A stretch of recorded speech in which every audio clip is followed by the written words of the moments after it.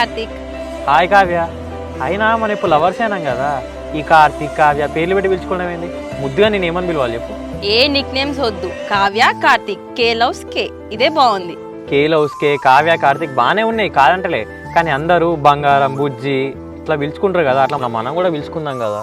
ఇగో ఈ బుజ్జి కన్నా మున్న ఇవన్నీ నాతో కావు. నన్ను కావ్య అని పిలిస్తేనే మంచిగా అనిపిస్తుంది. నిన్ను కార్తీక్ అంటేనే నాకు మంచిగా అనిపిస్తుంది. ఓకే కావ్య మేడం గారు. ఓకే కార్తీక్ సార్ గారు.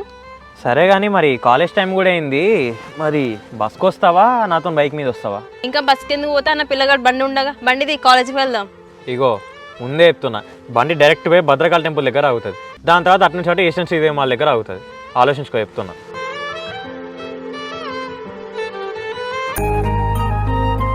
అమ్మా సెకండ్ హ్యాండ్ కార్ వేసుకుంటా అని చెప్పినా కదనే, ఒక కార్ చూసిన ఇది చూడు ఎట్లున్నావు. బాగానే ఉన్నది బిడ్డ. ఎంత ఆట?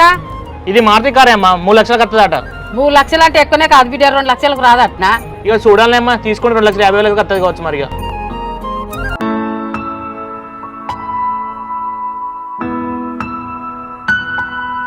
ఏంటి మా బావ వేరే అమ్మాయిని లవ్ చేయడం ఏంటిది అసలు? మధ్యలో బ్యాగ్ ఎందుకు కావ్య? 4 years నుంచి బావ మీద ఎంత ప్రేమ పెట్టుకొని నేనే చెప్పలేదు, నేనే లేట్ చేసిన. ముందే నా ప్రేమ విషయం బావతో చెప్పినా బాగుండు.